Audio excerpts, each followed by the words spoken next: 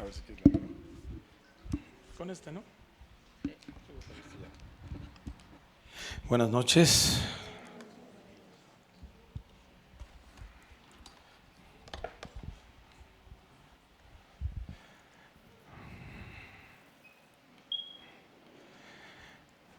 Vamos a continuar con nuestro estudio de Marcos.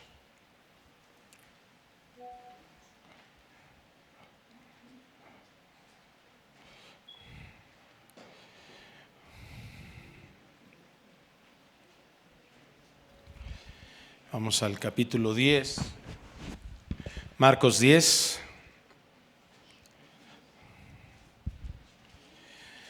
Y bueno, la semana pasada el pastor Josué Jiménez estuvo compartiendo con nosotros acerca de el diseño de Dios. Estuvo hablando acerca de un tema muy importante dentro de la iglesia que le llamamos el divorcio.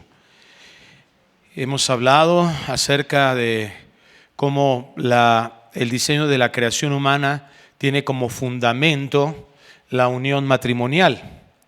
Es a través de la relación matrimonial que se genera una familia. Ese es el diseño de Dios. ¿Cuál es el objetivo de esto? Glorificar a Dios, mostrando las virtudes divinas. ¿Qué virtudes podemos nosotros resaltar de esta relación que Dios deja desde Génesis capítulo 2 y que vamos a ver en un momento más que Cristo recuerda aquí en Marcos 10? Bueno, la primera es la unidad en la pluralidad. Ya no serán más dos, sino serán uno. Unidad que viene de la unión de dos. ¿Dónde vemos eso? La unidad en la pluralidad, en la Trinidad. ¿Sí? 3 personas, un solo Dios. ¿Sí? Entonces, ¿te das cuenta? Dios se glorifica en todo lo que Él hace y en todo lo que Él nos encarga. Y cuando estamos hablando acerca del matrimonio, este es el objetivo. Vemos también en el contexto que Dios nos ama de una manera que mostró ese amor. ¿Cuál fue? Enviando a su Hijo Jesucristo, un amor sacrificial. Y a los maridos nos enfatiza también esto, amar a nuestras esposas como Cristo amó a la iglesia y se entregó a sí mismo por ella. También vemos que Dios es un Dios de misericordia. Es algo que distingue a Dios. Su bondad se manifiesta en una misericordia en donde Él nos sustenta. Todos los días está proporcionando todos los recursos que son necesarios para que nosotros vivamos. Esa misericordia se manifiesta en la relación matrimonial porque hay una manifestación de un servicio mutuo. También Dios manifiesta su poder en que nos crea y Él nos deja también a nosotros, ahí en Génesis 1, 16, 26, que nos dice que debemos de fructificar y multiplicarnos. O sea, Dios nos da la bendición de reproducirnos. Entonces vemos todo esto y analizamos cada una de las cosas que Dios crea en nosotros y cómo esa unidad en el matrimonio se da. Vemos que hay una perfección en el funcionamiento. Ahora que está tan de moda todas estas ideologías y que debemos de aperturarnos supuestamente, es absurdo lo que están proponiendo, porque no existe la manera en que un hombre coloque una célula de su propio ser para que otro hombre coloque otra célula de su propio ser y haya reproducción. En todos los casos se requiere una célula, una semilla masculina y una semilla femenina. Es tan obvio eso.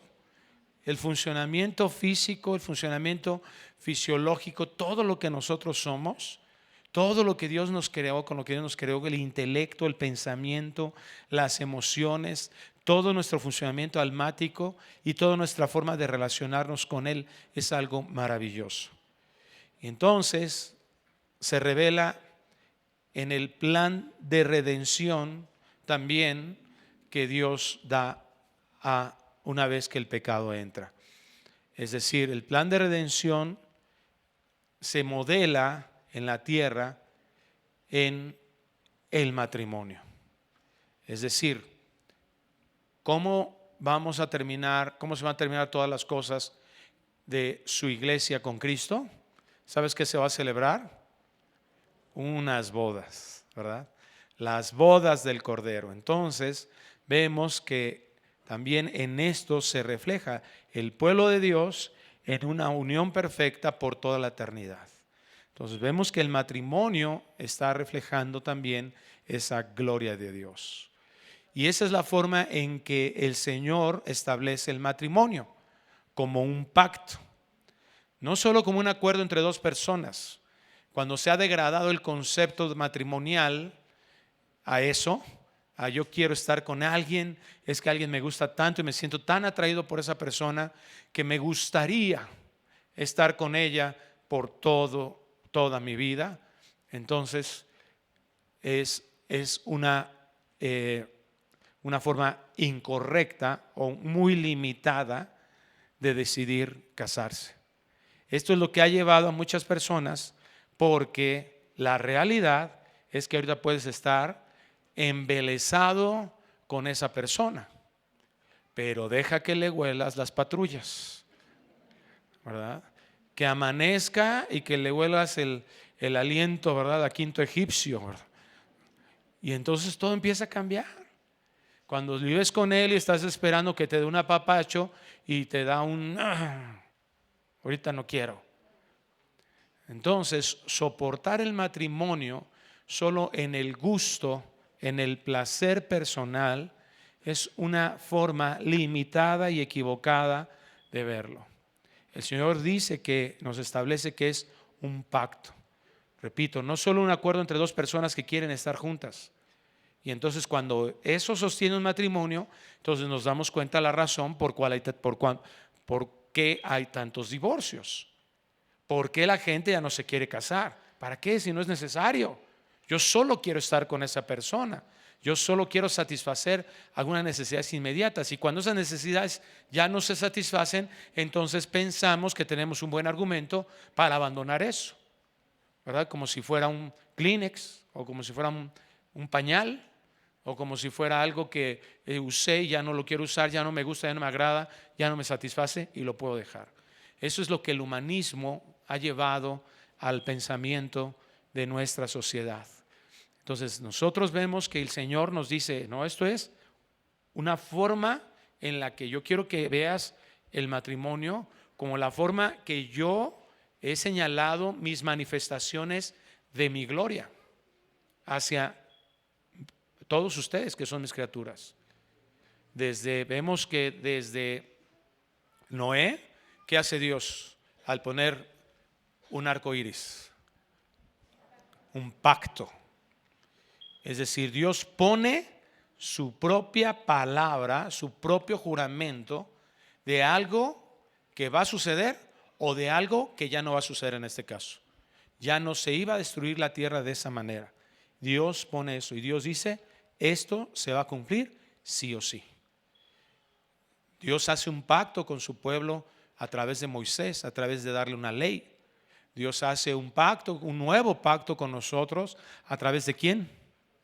De Cristo. ¿Te das cuenta al nivel que Dios establece la relación matrimonial? La relación matrimonial no la establece Dios solamente como vamos a ponernos de acuerdo y pues vamos a echarle ganas y vamos a tratar de llegar a la otra vida juntos. No, Dios dice, aquí hay algo mucho más profundo, sublime, importante. Un acuerdo sí, pero que lleva un compromiso con Dios y originado y provisto por Él. Y es lo que vamos a hablar el día de hoy. Y que vuelve ese pacto o esa relación, el entendimiento de que es un pacto del matrimonio, eso es lo que lo hace irrompible. Así que el entendimiento del diseño de Dios para la unión matrimonial es en definición para toda la vida. ¿Para cuándo? Para toda la vida. Eso es lo que Dios nos enseña y ese es el tema del día de hoy. Para toda la vida. Vamos a Marcos capítulo 10, versículo 1. Y recuerdo una anécdota de un hermano que esta semana platicaba con alguien, nos estábamos acordando el día de ayer de él. que nos decía cuando se iban a casar y veíamos que como novios tenían ciertos problemas. Y mi esposa les dice a esta pareja de novios: nada más acuérdese que si se casan es para toda la vida. Los dejamos de ver, se fueron a congregar a otra iglesia y después me lo encontré en una librería cristiana. Hola, ¿cómo estás? Bien. Y me comentó que estaba teniendo algunos problemas matrimoniales. Y él me confesaba esto, me decía: ¿cómo me acuerdo? Mira, cuando estoy pasando por esos problemas, haz de cuenta que se aparece la cara de tu esposa enfrente de mí y dice: para toda la vida. Yo espero que el día de hoy eso les pase. Que si estás casado, mi cara se te aparezca en la noche y te diga para toda la vida. Y que si estás pensando en casarte, la decisión que tomes, entiendas y se te aparezca la cara del pastor Gerardo diciéndote para toda la vida. Marcos capítulo 10 versículo 1. Levantándose de ahí, vino a la región de Judea y al otro lado del Jordán, y volvió el pueblo a juntarse a él, y de nuevo les enseñaba como solía. Y se acercaron los fariseos y le preguntaron para tentarle si era lícito al marido repudiar a su mujer. Él respondiendo les dijo: ¿qué os mandó Moisés? Ellos dijeron: Moisés permitió dar carta de divorcio y repudiarla. Y respondiendo Jesús les dijo: por la dureza de vuestro corazón os escribió este mandamiento. Pero al principio de la creación, varón y hembra los hizo Dios. Por esto dejará el hombre a su padre y a su madre, y se unirá a su mujer, y los dos serán una sola carne. Así que no son ya más dos, sino uno. Por tanto, lo que Dios juntó, no lo separe el hombre. En casa volvieron los discípulos a preguntarle de lo mismo, y les dijo: cualquiera que repudia a su mujer y se casa con otra, comete adulterio contra ella. Y si la mujer repudia a su marido y se casa con otro, comete adulterio. Oremos. Padre, gracias porque nos concedes tu palabra y, Señor, sabemos que nos confronta nuestro corazón, pero ayúdanos a darnos cuenta que esta confrontación a nuestro corazón no solo quiere una respuesta intelectual o un entendimiento a nivel de nuestra mente, sino requiere un entendimiento a nivel de nuestro corazón. Que nos demos cuenta que esto que tú has pedido no es demasiado pesado y difícil. Esto que has pedido es algo para que tus hijos nos deleitemos. Tú, Señor, esto que planteas en tu palabra es para darnos cuenta, que podamos darnos cuenta en dónde estamos buscando nuestra satisfacción, nuestro deleite.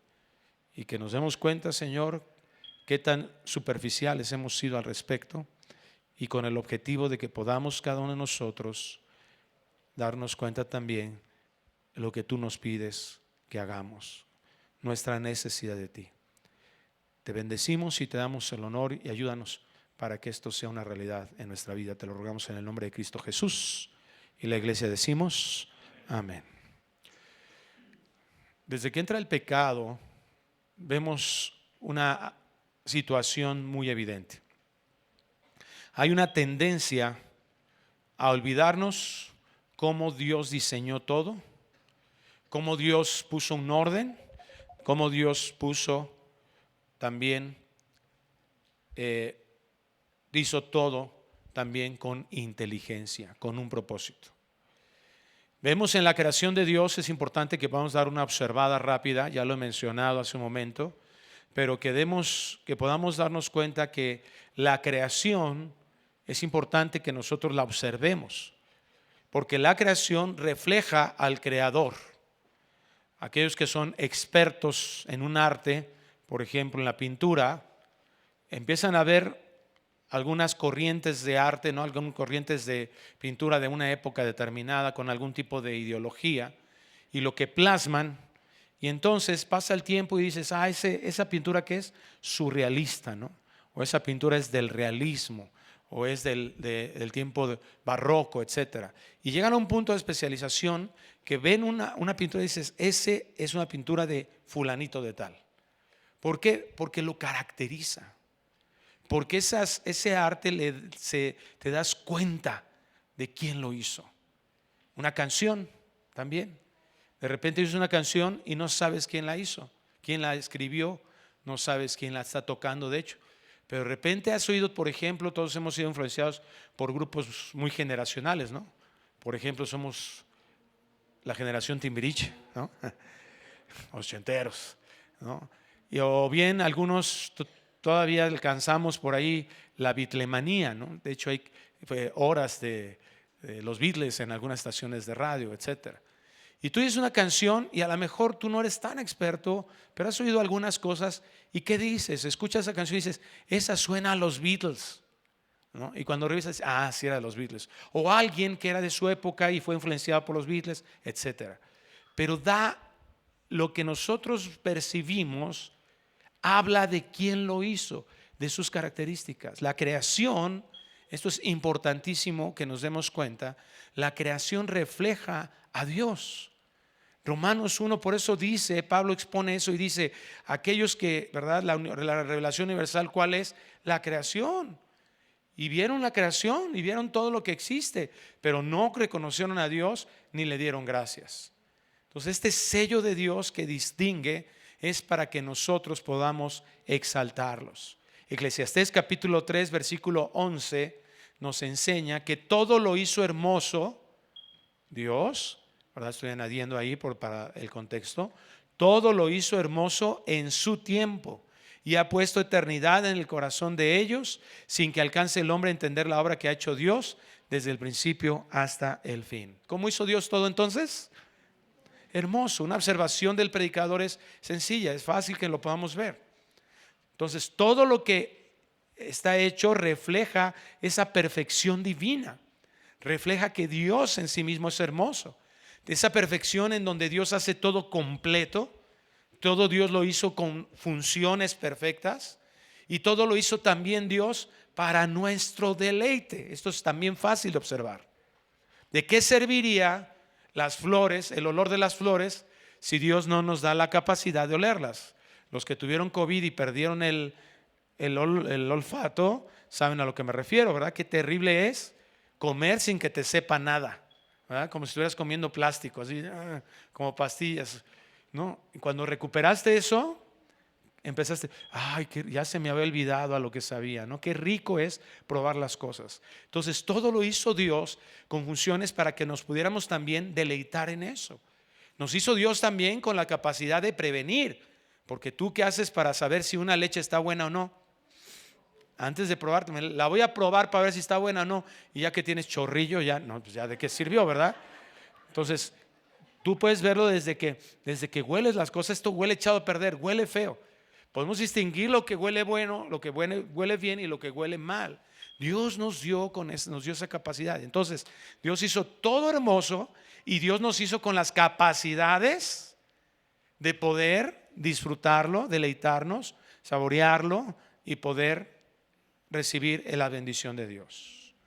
Ahora, hay un detalle importantísimo. Bueno, no es un detalle. Hay una catástrofe que sucede en la historia del hombre: la entrada del pecado. Y a partir de ahí, todo se corrompió y se distorsionó. Cuando el pecado entra, entonces todo esto que Dios había enseñado a Adán se lo olvidó. Ipso facto. ¿Quién le dio las instrucciones en Génesis 2 a Adán de lo que tenía que hacer? Dios. Él sabía que Dios le proporcionaba toda la información que él requería. Entra el pecado, el hombre se ve desnudo y ¿qué hace? Empieza a esconderse, empieza a crear algo para solucionar algo, ¿verdad?, que no entiende. En lugar de irle a preguntar a Dios, ¿te das cuenta de la diferencia? Esa es la catástrofe. A eso me refiero con esa tendencia que tenemos de olvidarnos cómo hizo Dios todas las cosas, cómo diseñó todo, el orden de Dios, y comenzamos nosotros a tener mejores ideas que Dios para todas las cosas. A partir de que el pecado entra, todo se corrompe y todo se distorsiona. También ahí en Eclesiastés capítulo 7, versículo 29, nos hace reflexionar el predicador al respecto. He aquí, solamente esto he hallado. Eclesiastés 7, 29. Que Dios hizo al hombre recto, pero ellos buscaron muchas perversiones. La Nueva Versión Internacional dice: ha buscado demasiadas complicaciones. Palabra de Dios para Todos lo traduce y dice: la gente encuentra 1000 maneras de ser mala. Entonces, ese egoísmo carnal es lo que nos extravía de las formas de vivir para honrar a Dios como el Creador y como el Señor del universo. El pecado nos distorsionó como para estarnos ahora, en lugar de buscar esa gloria de Dios, buscar nuestra propia egocentrismo, nuestra propia gloria, nuestra propia satisfacción. Y en esa distorsión, como dice Eclesiastés, hemos buscado cada vez más perversiones. Nos hemos complicado más la vida. Cada vez, ¿verdad?, el hombre somos más malos, y si eso no lo detiene el Señor en nuestra vida por su gracia, entonces nuestra tendencia va a continuar a lo mismo. Entonces tenemos que darnos cuenta de eso. Es muy importante que nosotros podamos vislumbrar esta forma en que yo he seccionado la historia del hombre, porque esto nos va a dar la claridad de cómo nosotros poder ver tanto el matrimonio como el divorcio. Esto que acabo de hablar, siglos más adelante, se hace tan evidente y ha llegado el clímax, como decía el domingo pasado, ha llegado el punto más alto de nuestra pecaminosidad. Es cuando hemos rechazado con el tiempo la misericordia de Dios en todo lo que nos ha sustentado, pero cuando Dios ha mostrado su amor en su gracia en Cristo, es cuando nos damos cuenta de qué tan perverso ha llegado el punto en el corazón del hombre. Regresamos allá a Marcos capítulo 10, que ya lo leímos, pero vamos a considerarlo con esta perspectiva, bajo esta perspectiva. Dice: levantándose de ahí, vino a la región de Judea y al otro lado del Jordán, y volvió al pueblo a juntarse a él, y de nuevo les enseñaba como solía. En el pasaje paralelo de Mateo 19 dice: y les sanaba. O sea, Cristo estaba haciendo cosas para ellos, les estaba enseñando, les daba claridad. Ellos aprendían, ellos se sorprendían de las enseñanzas de Cristo, porque ellos decían: Él enseña como alguien que tiene autoridad, Él nos enseña bien, cosas maravillosas. Pero además dice que les sanaba. Y en esas condiciones, entendiendo lo que hablamos acerca de cómo funciona el pecado, mira el versículo 2. Y se acercaron los fariseos y le preguntaron para conocer algo, para tentarle. Qué impresionante, ¿verdad? Cristo viene a mostrar amor y gracia, redimiendo a la humanidad, y es completamente rechazado. ¿Qué estaban estos hombres deseando? ¿Qué es lo que querían hacer? Dañarlo. ¿Para qué buscaban ellos tentarlo? Para que encontrara en ellos un dicho que ellos los pudieran juzgar y poder matarlo. ¡Qué terrible! Nosotros hemos visto injusticias en nuestra vida, y de repente vemos a personas que están haciendo bien a otras y nos indignamos, ¿cierto? Nos indignamos que esa persona, en lugar de que pueda recibir agradecimiento, reciba agravio. Una ocasión estábamos por acá, ¿verdad? Comiendo cristianamente, porque es de cristianos comer tacos, ¿verdad? De buenos cristianos.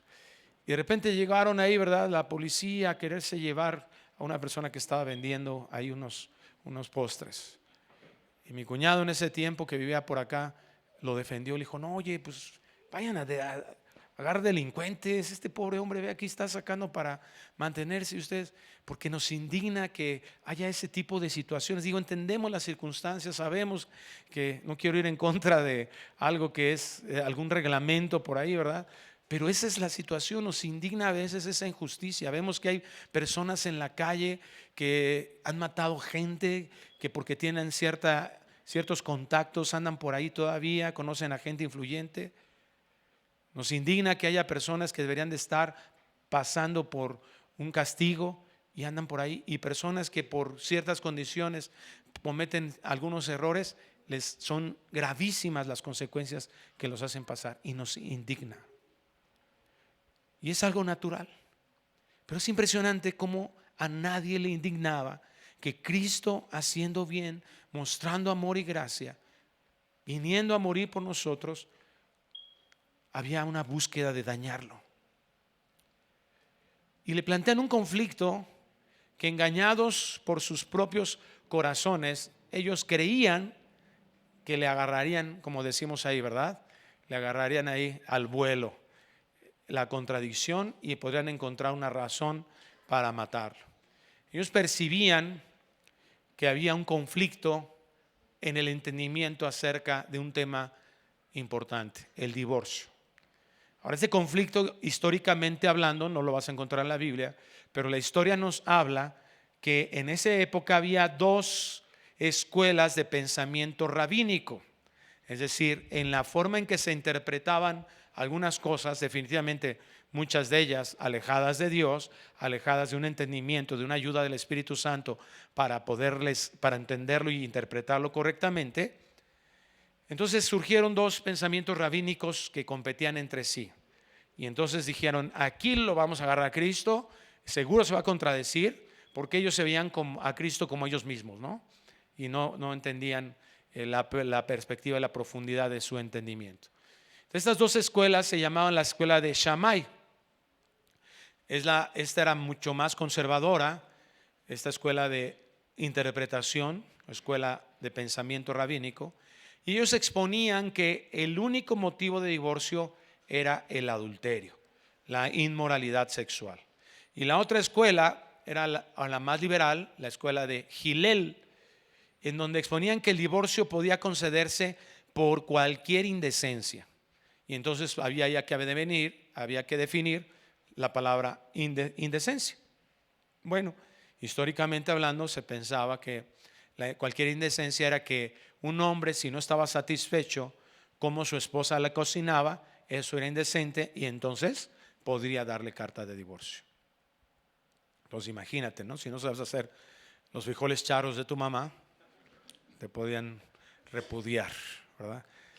Qué impresionante. Lo impresionante del asunto mayor es que una mujer no podía hacer eso.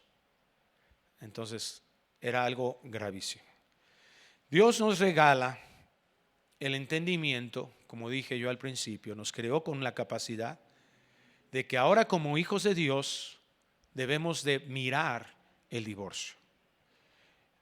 Y quiero aclarar esto, estoy diciendo como hijos de Dios. Uno de los grandes problemas que tenemos como iglesia es que estamos tomando conceptos de gente que no son hijos de Dios. Estamos queriendo que otros opinen y ponemos en una mayor importancia lo que otros tienen que decir al respecto, cuando ya analizamos que hay una distorsión y una corrupción en el hombre natural. ¿Cómo podemos esperar que las razones de este mundo sean las que dominen sobre nuestras vidas? He escuchado a gente que se dice cristiana, y lo peor del asunto es que lo publican en sus redes sociales diciendo frases así como: me voy a divorciar. Cristianos, un matrimonio cristiano, servidores, gente pública que sabe que ellos estaban sirviendo en iglesias, que estaban sirviendo a la iglesia con sus ministerios. Me voy a divorciar. Y quiero preguntar: ¿acaso Dios está peleado con que yo sea feliz? ¿De dónde sacamos esas ideas? ¿Cómo puede ser posible que eso se vuelva un principio en tu vida? ¿Cómo llegamos a ese punto de olvidarnos quién es Dios? ¿Cómo creó todo? ¿Qué es lo que pasó en nuestras vidas con el pecado? ¿Qué es lo que ha pasado a lo largo de la historia respecto al pecado en nuestras vidas, como para estar tan ciegos y estarle haciendo casos a los preceptos de un mundo que evidentemente está podrido. Jesús,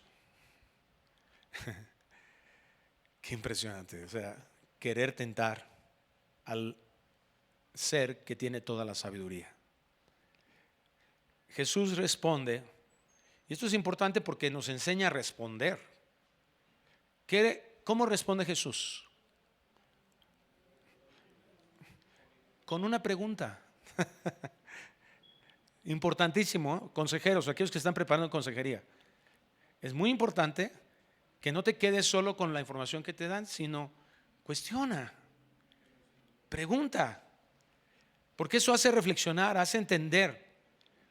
¿Y sabes qué es lo más interesante? Que muchos de ellos saben las respuestas, pero no quieren hacerlas. ¿Qué os mandó Moisés? Ellos dijeron, Moisés permitió dar carta de divorcio y repudiarla. Wow. Siempre nos sale el teólogo que todos llevamos dentro para justificar nuestro pecado. Eso es impresionante, ¿verdad? Impresionante. Sí, no nos debe de extrañar. ¿Y qué les responde Jesús? Respondiendo Jesús, les dijo, por la dureza de vuestro corazón os escribió este mandamiento, pero al principio de la creación, varón y hembra los hizo Dios. ¿Qué hace Cristo con su conocimiento bíblico? ¿Lo niega? No, lo avala. ¿Cómo? Con el resto de la Biblia. Lo contextualiza correctamente. Le añade. Nuestro grande problema a veces como iglesia no es tan solo que imitamos los pensamientos del mundo, sino adicionalmente a eso, nuestro conocimiento de lo que dice Dios es demasiado limitado y segmentado y tendencioso. Tengamos mucho cuidado. Cualquier texto debe de tener su contexto bien establecido, no una determinación personal. Entonces, cuando alguien quiere hablar del divorcio, primero tiene que escuchar acerca del matrimonio. Esto es lo que hace Cristo.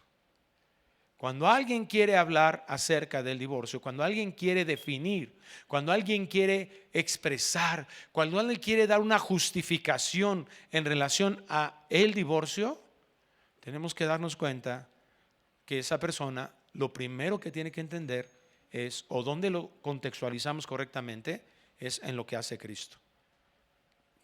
Primero, ¿quieres entender el divorcio? Primero tienes que entender qué es el matrimonio. El divorcio se origina en el pecado.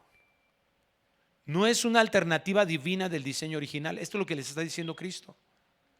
Una vez que el pecado está, entonces hay que ponerle leyes en relación con eso. ¿Por qué? Para no continuar con círculos viciosos de pecado. Lo importante que nosotros tenemos que saber en relación a un tema específico es qué es lo que te está motivando a hacer eso. ¿Cuál es la razón por la cual una persona, tenemos que preguntar, se quiere divorciar?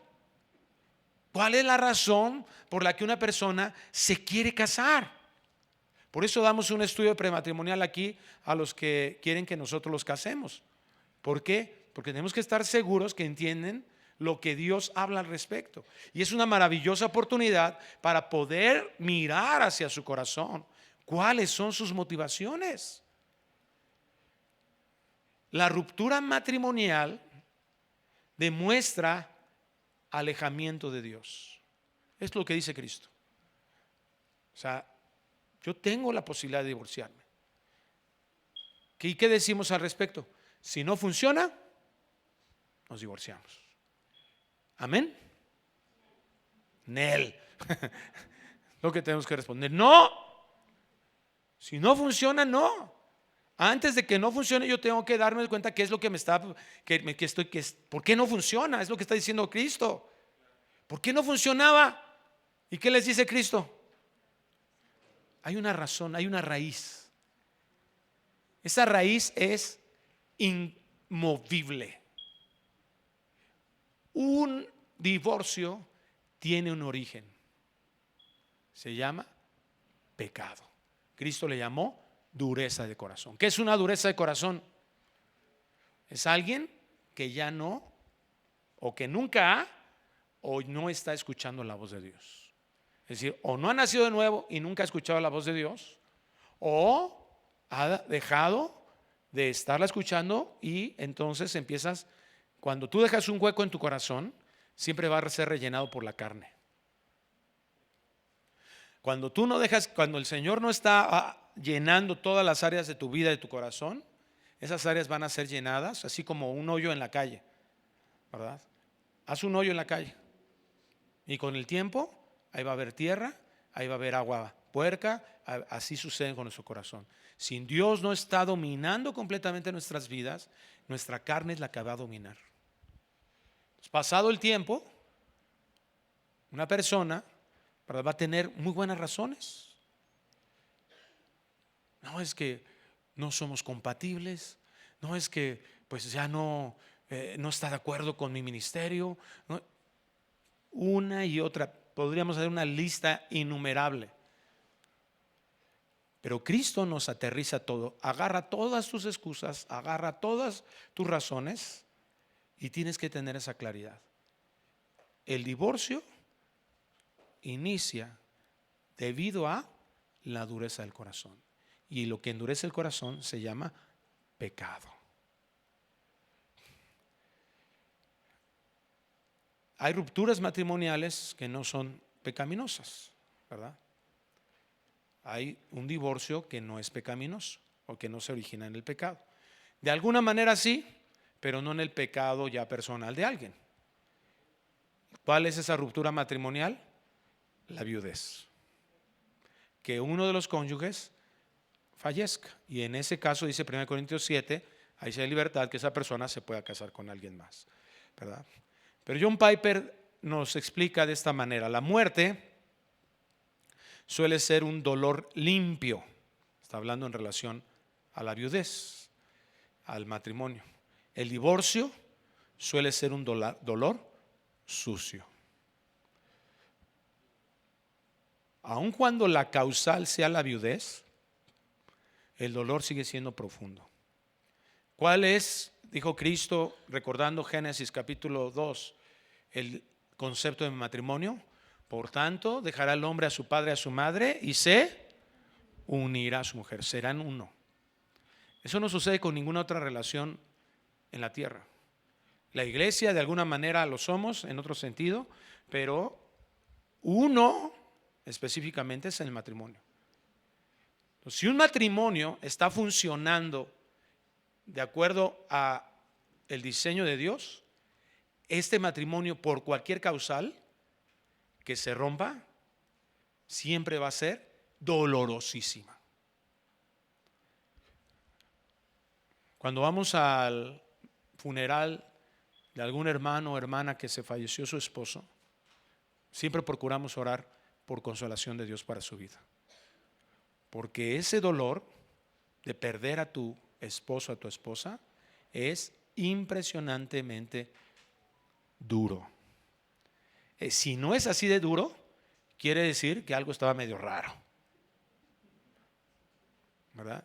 Si para algunos son, bueno, pues, ya se fue con el Señor, aleluya. Quiere decir que algo estaba muy mal ahí.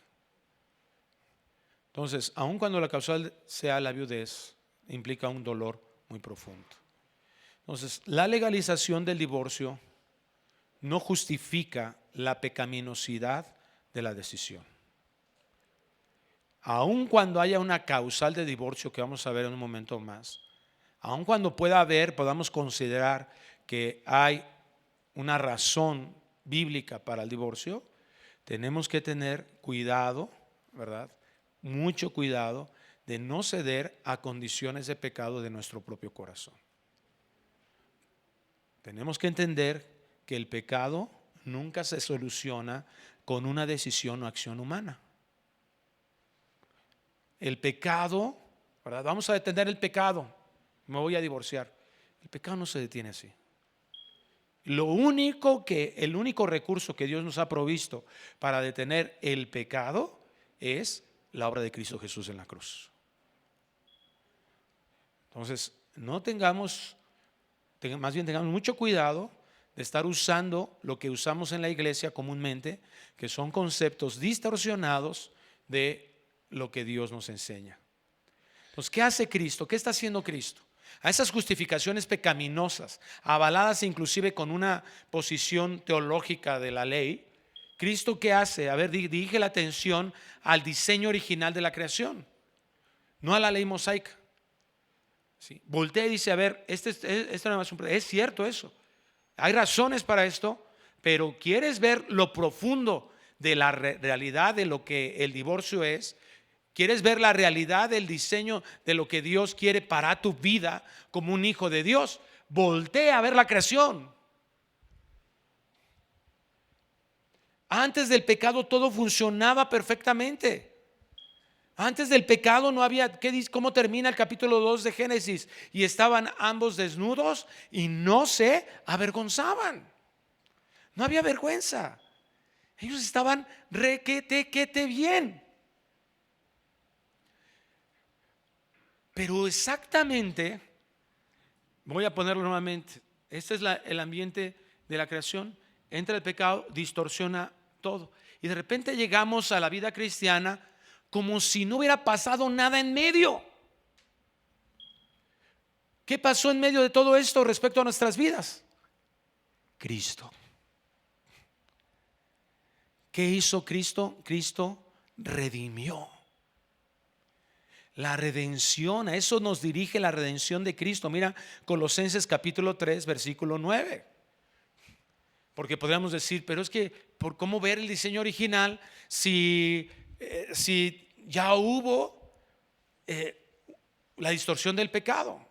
Sí, mira lo que dice Colosenses 3, 9 y 10. No mintáis los unos a los otros, habiéndonos despojado del viejo hombre con sus hechos y revestido del nuevo, el cual conforme a la imagen del que lo creó se va renovando hasta el conocimiento pleno. A ver, ¿qué estamos diciendo aquí? ¿Por qué Cristo se dirige al diseño original?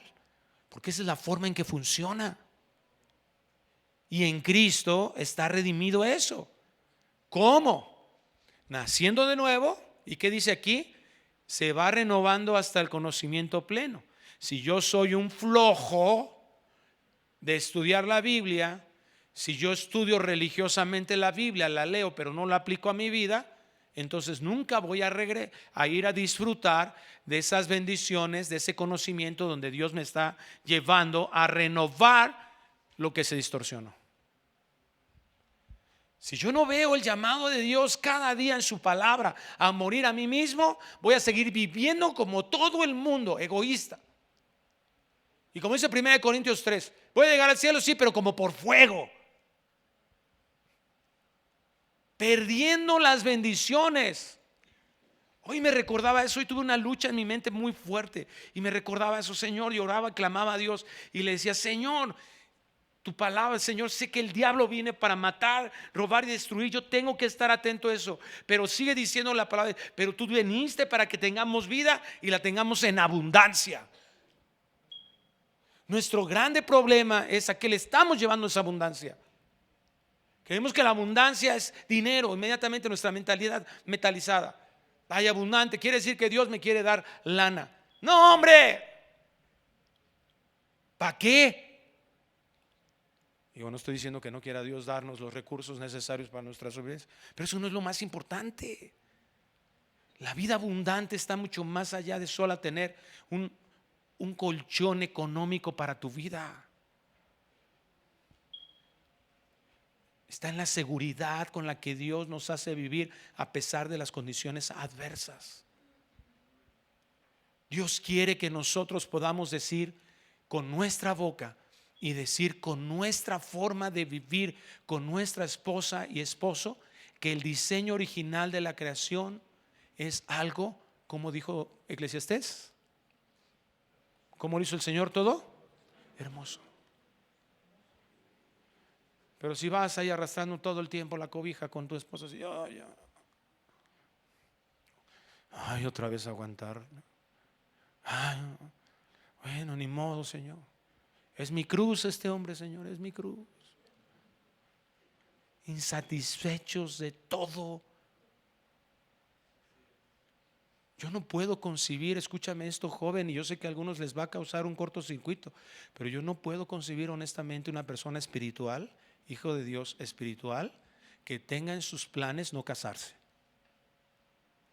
A menos que, como dice más adelante el Señor en Mateo 20, Dios le conceda ese don. Yo no puedo concebir, se los digo con todo mi corazón y mucho respeto, pero yo no puedo concebir una persona, hija de Dios, cristiana, que no anhele tener hijos para el reino de Dios. Que sus planes sean tan egocéntricos que digan, yo entiendo que Dios no les va dado a todos tener hijos. Eso lo entiendo, no quiero decir que eso es una maldición, no. No estoy hablando de las motivaciones del corazón para tomar decisiones en sus vidas. Porque todo lo que hizo el Señor es hermoso. Y Él es el que diseñó el matrimonio. ¿En dónde nos estamos equivocando? En que nos encanta la generalización simplificada de todo. No, yo mejor no me caso, ¿no? Más adelante los discípulos propusieron eso. Más fácil, ¿no? Más fácil no casarse, ¿no, Señor? ¿Para qué nos casamos mejor? Pobre Pedro, no sabemos de los otros apóstoles. Él sí sabemos que tenía suegra, ¿no? Estaba casado. Entonces Pedro ha dicho, yo fui el único menso, ¿no?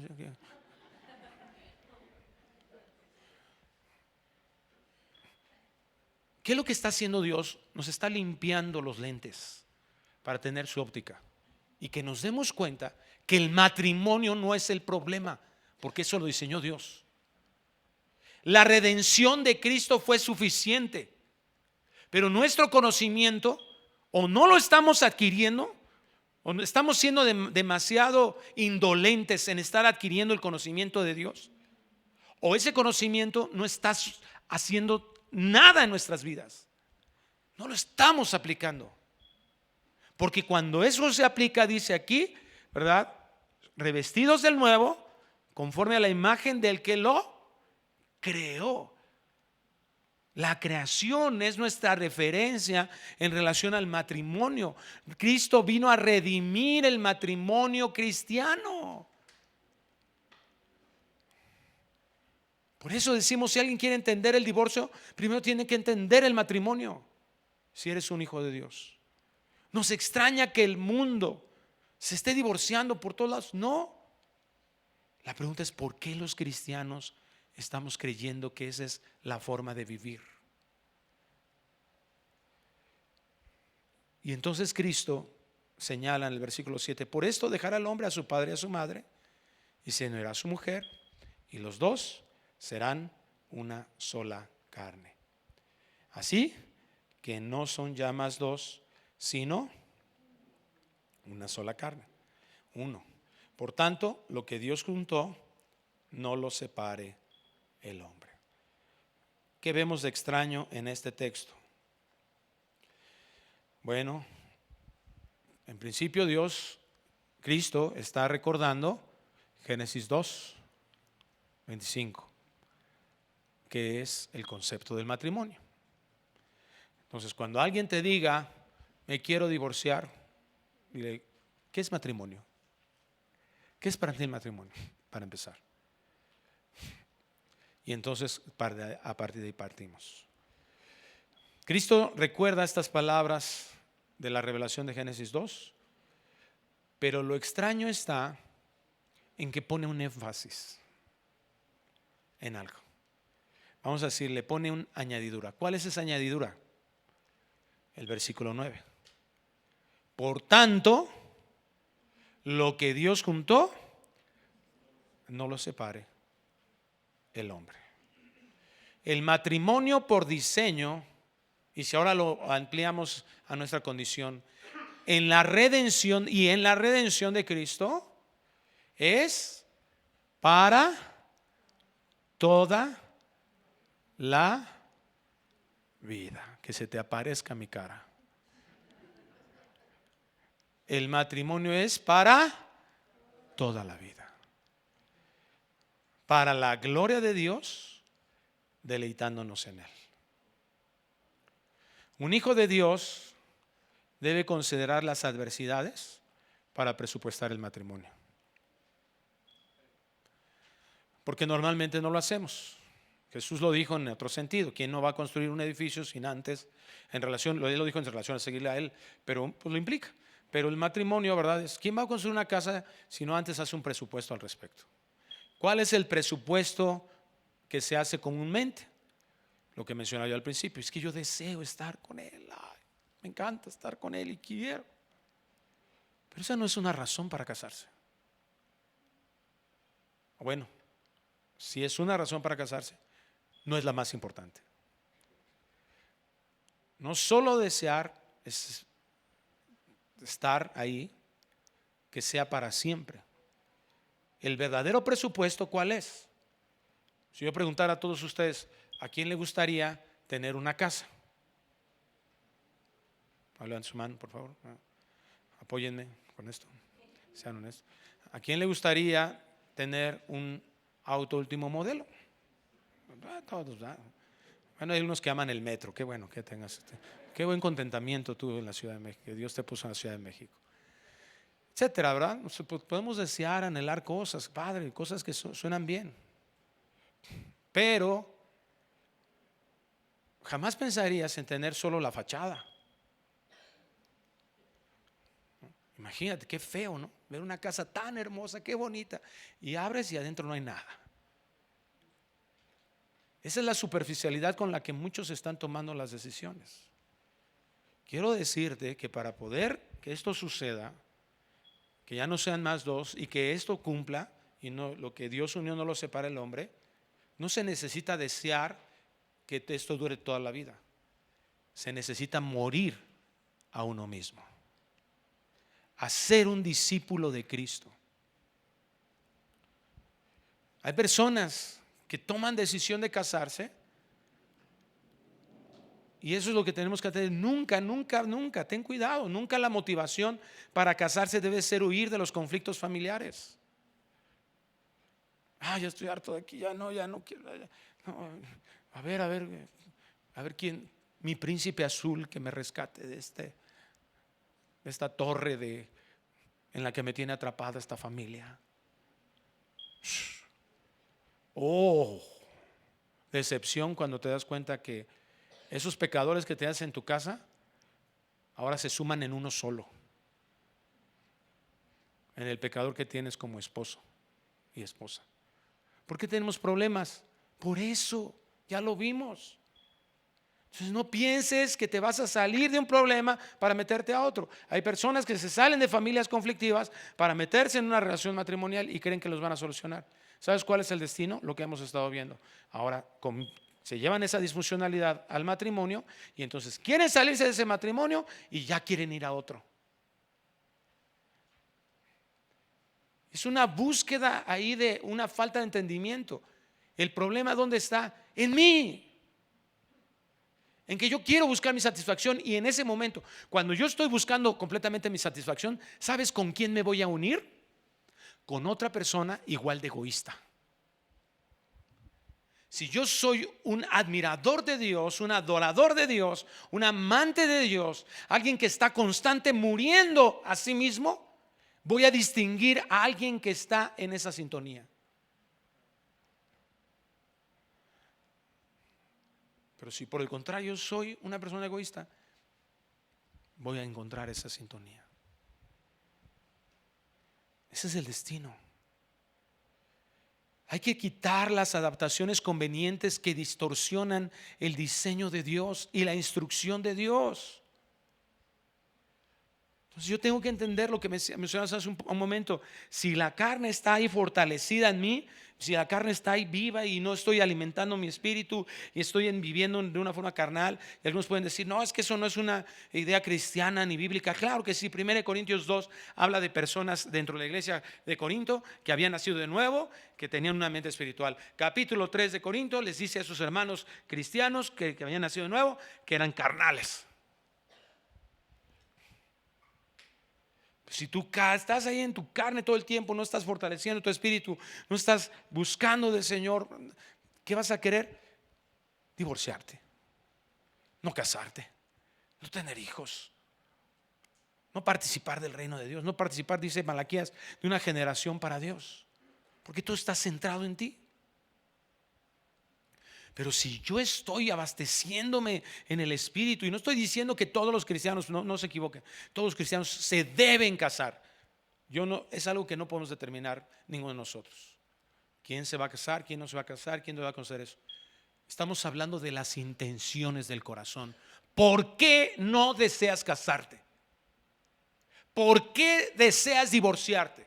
Eso es a lo que está yendo Cristo. Es el trascabo que está metiendo el Señor en el corazón de todos nosotros para entender por qué te quieres divorciar. Estás entendiendo que esa forma de ver las cosas, ya sea el divorcio o el matrimonio, es una forma carnal.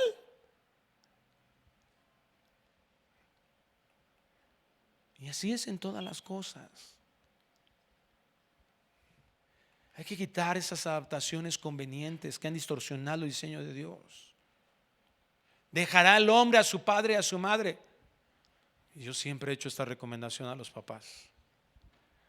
Tu hijo que ya se casó, a lo mejor le hiciste el paro, ¿verdad? Ay, ahora que verte, vente a vivir, no tuviste dónde rentar y todo, ¿verdad? 1 mes, 2 meses. Al tercer mes, mira, pon ahí a tu hijo con su esposa, ¿verdad? Y practica tu gol de campo con ellos.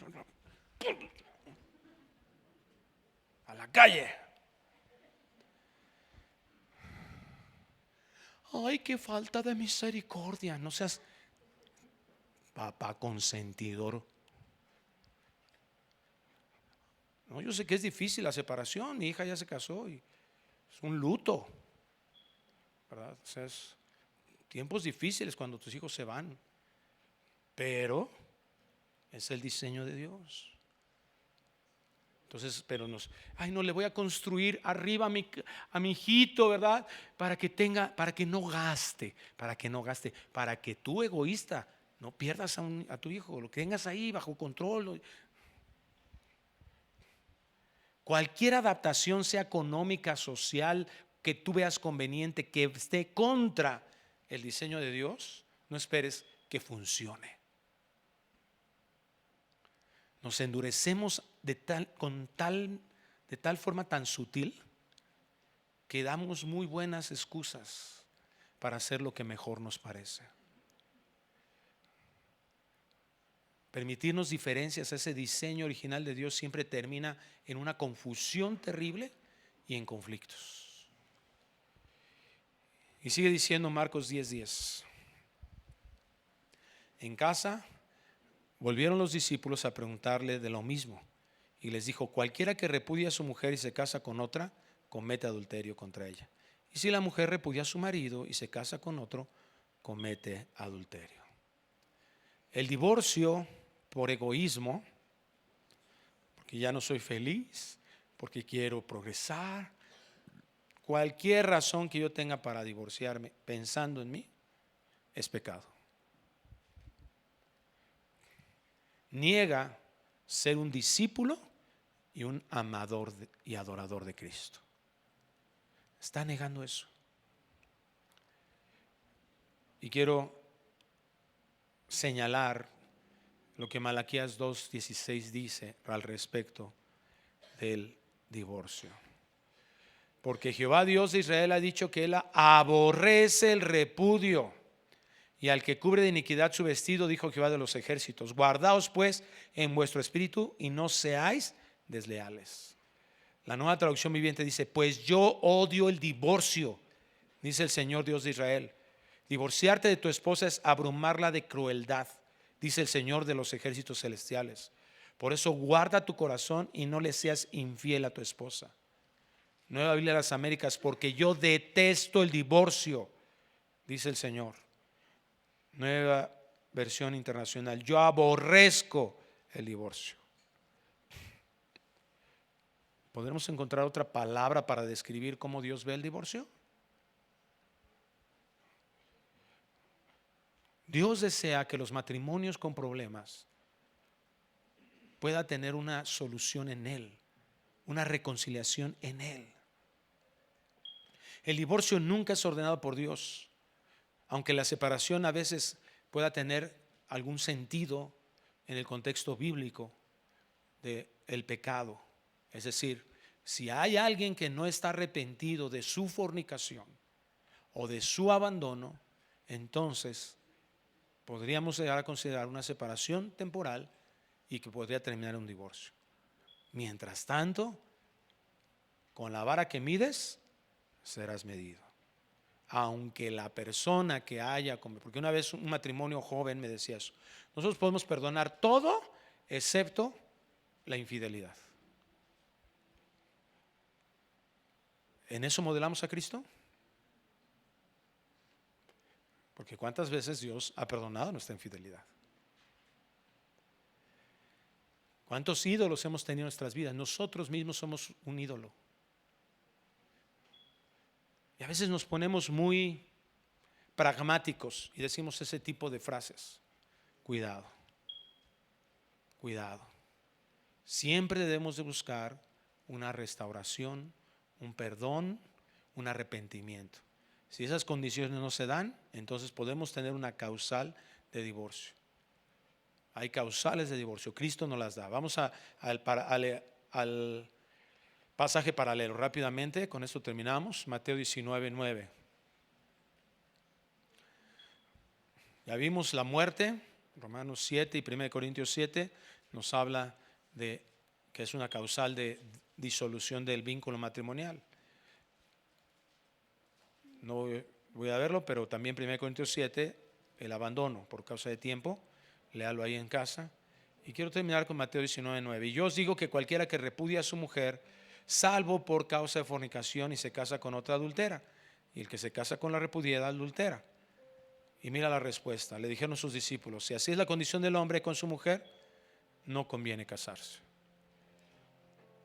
¿Por qué opinaron esto los discípulos? Porque se quedaron hasta la mitad. Solo vieron lo grave del pecado. Y eso es lo que nos pasa a muchos de nosotros. En esa condición de pecado que tenemos, se nos llega a olvidar todo el plan de Dios. Cuando el dolor embarga nuestra vida, nuestro corazón, se nos llega a olvidar el plan de redención de Dios, la redención de Cristo. Y por eso a veces somos tan exigentes con el pecado de otros y somos tan laxos con nuestro propio pecado.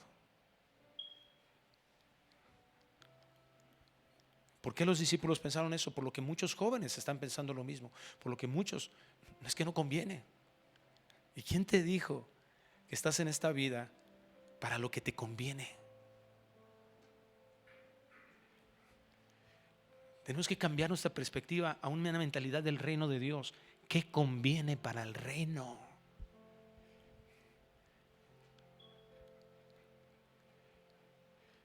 Depender de Dios es indispensable para un matrimonio deleitoso que le dé gloria al Señor.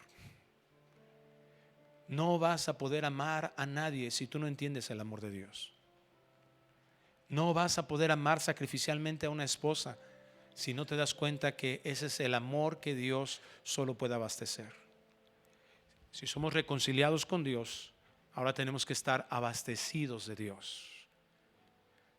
En otras palabras, si vienen pensamientos de divorcio a tu mente, pregúntate cuánto tiempo pasas al día deleitándote en Dios y te vas a dar cuenta del problema. El problema no son las groserías de tu esposa. El problema no es la rebeldía de tu esposa. El problema es quién es Dios en mi vida. Cuando nos abastecemos en Dios, que es la fuente inagotable, tenemos mucho que dar. y no buscaremos exigir. No son fundamentales los acuerdos matrimoniales, sino una vida personal piadosa. Debemos pensar que solo es posible morir a mí mismo para amar, respetar y caminar juntos como esposos, si es que estamos completamente satisfechos en Dios, y entonces disfrutaremos de las mieles de la relación matrimonial para toda la vida. Oremos. Padre, gracias por tu palabra. Ayúdanos, Señor, para que nos demos cuenta que esas intenciones de nuestro corazón y muchas de las cosas que nosotros planteamos, proyectamos para nuestra vida, están más en función de nuestro egoísmo alejado de ti. Estamos calculando tanto, Señor, en la economía, que nos olvidamos de quién eres tú. Estamos calculando tanto, Señor, en lo que nos agrada, en lo que disfrutamos, que nos olvidamos quién eres tú. Ayúdanos para prepararnos. Quiero pedirte por los solteros, jóvenes solteros, o todos los solteros, aunque no estén tan jóvenes que están aquí, que si tú les concedes, Señor, encontrar una persona para toda su vida, que la intención de su corazón sea morir a sí mismo para mostrar quién eres tú. Que se den cuenta que de la necesidad personal de estar tan satisfechos en ti, que en eso te glorifiques tú. Que otros se den cuenta de eso tan claramente como en el punto medular de nuestra vida, que es nuestro matrimonio, nuestra familia. Ayúdanos para hacer luz verdaderamente y que tú seas honrado como Dios. Te lo pedimos en el nombre precioso de Cristo Jesús. Amén. Amén. Que Dios les bendiga, hermanos. Buenas noches. ¿Qué tal? Me da muchísimo gusto saludarles y quisiera simplemente comunicarles que gracias a todos ustedes a través de todas las naciones en el mundo que aman la palabra de Dios y que realmente están interesados en que nosotros como organización Vida Nueva para el Mundo continúe predicando el Evangelio de la gracia de Jesucristo, podamos nosotros continuar haciéndolo gracias a sus donaciones. Este año cumplimos 46 años de ministerio. 46 años donde hemos predicado, pensamos y consideramos de una forma fiel el Evangelio, la sana doctrina de Jesucristo. Nosotros con todas estas donaciones tenemos que sostener pastores, misioneros, obras, equipos de televisión y aún continuamos buscando la manera de poder elevar este ministerio. Hasta este momento quiero que ustedes estén enterados, no tenemos una sola propiedad. Y así hemos trabajado durante 46 años porque le damos la importancia a la evangelización, a las misiones y también a los hombres de Dios para levantar más pastores. Le damos las gracias, que pueda Dios con su gracia tocar sus corazones y que puedan ustedes invertir en un terreno donde es fructífero, porque creemos que hemos producido bastante buen fruto para la gloria de Dios. Gracias por sus aportaciones y por las donaciones que sabemos ustedes continuarán haciendo para que podamos continuar siendo fieles en la predicación del Evangelio de la gracia de Dios. Que Dios les bendiga.